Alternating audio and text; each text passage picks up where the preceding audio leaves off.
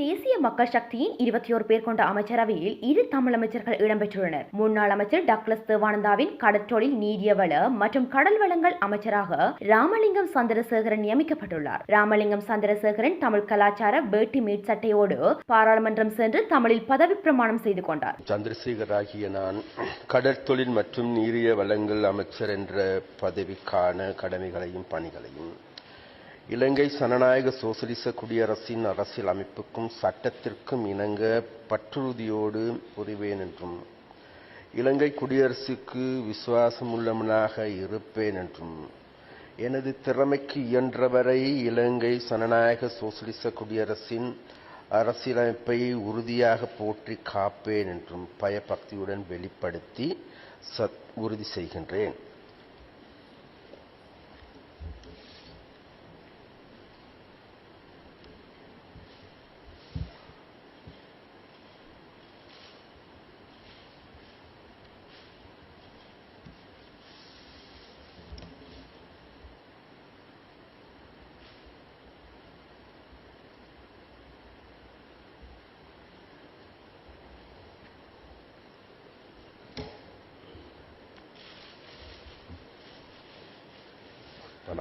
கௌரவ ராமலிங்கம் சந்திரசேகர் அவர்கள் கடற்றொழில் நீரியல் மற்றும் கடல் வளங்கள் அமைச்சராக பதவி பிரமாணம் செய்து கொண்டார்கள். சரோஜினி சாவித்திரி போல்ராஜுக்கு மகளிர் மற்றும் சிறுவர் விவகார அமைச்சு வழங்கப்பட்டுள்ளது.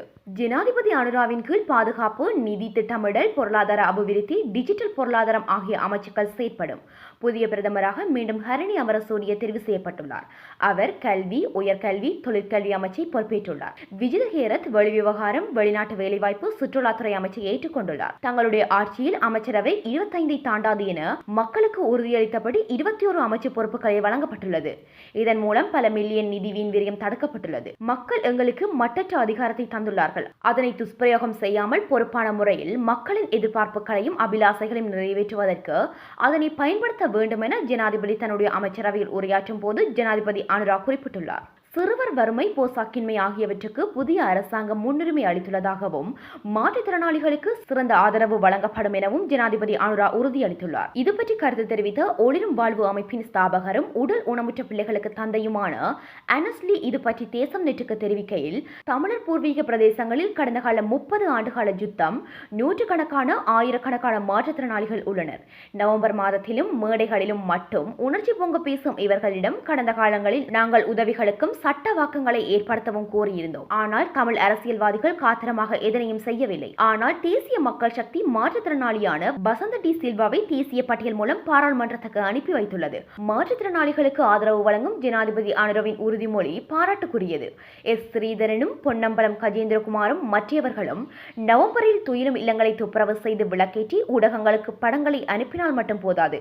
தழும்புகளுடன் வாழும் போராளிகளின் வாழ்க்கையில் நிரந்தரமாக விளக்கேற்ற வழி செய்ய வேண்டும். இதனை ஜனாதிபதி அனுராவின் ஆட்சி செய்யுமாக இருந்தால் அது தமிழ் மக்களால் காலத்துக்கும் போற்றப்படும். தேசிய மக்கள் சக்தியின் வடக்கு கிழக்கு பாராளுமன்ற உறுப்பினர்கள் இதற்கு முன்னுரிமை அளிக்க வேண்டும் என்றார். தேசிய மக்கள் சக்தியின் அலையில் சிக்குண்டு கடந்த காலங்களில் பாராளுமன்றத்தை பிரதிநிதித்துவப்படுத்திய 11 தமிழர்கள் உட்பட 150 முன்னாள் பாராளுமன்ற உறுப்பினர்கள் பாராளுமன்ற அரசியலில் இருந்து வெளியேற்றப்பட்டுள்ளனர்.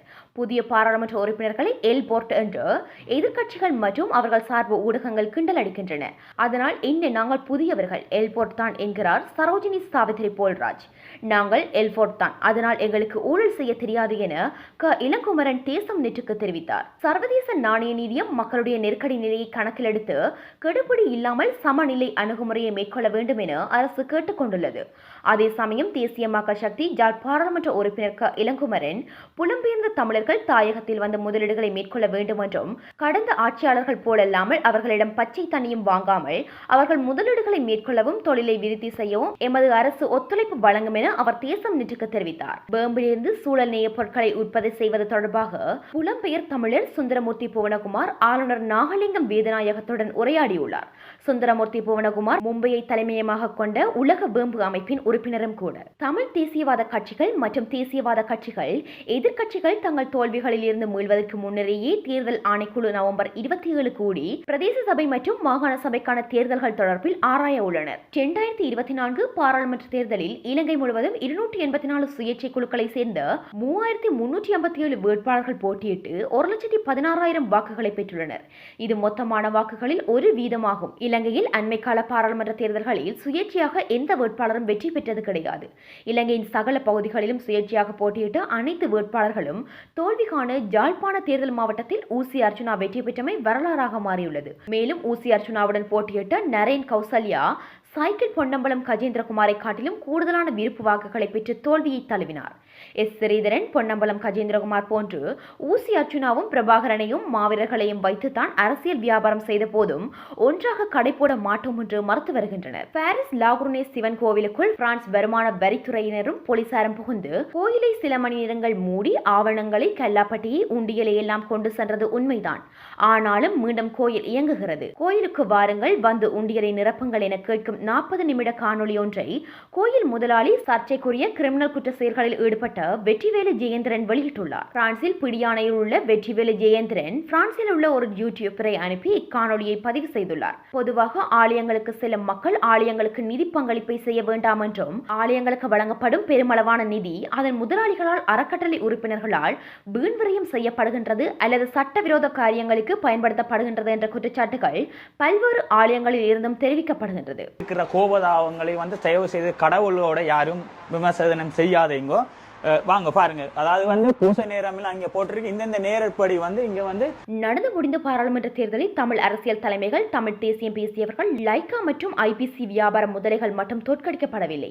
இவர்களுக்கெல்லாம் முண்டு கொடுத்து தமிழ் மக்களை தேசியவாதத்தின் பெயரால் முட்டாள்களாக்கலாம் என்று எண்ணிய தமிழ் தேசியவாத ஊடகங்கள் அத்தனையும் மண் கவியுள்ளது. ஜாலிலிருந்து வெளிவருகின்ற பத்திரிகைகள், தொலைக்காட்சிகள் இவற்றுள் ஆய்வுகளை மேற்கொள்பவர்கள் அனைவரும் மண் கவியுள்ளனர். தமிழ் தேசியவாத அரசியல் தலைவர்களோடு அவர்களின் ஊழல்களுக்கும் அநியாயங்கள் துணை போன ஊடகங்களும் ஆய்வாளர்களும் கூட இத்தேர்தலில் மண் கவியுள்ளனர்.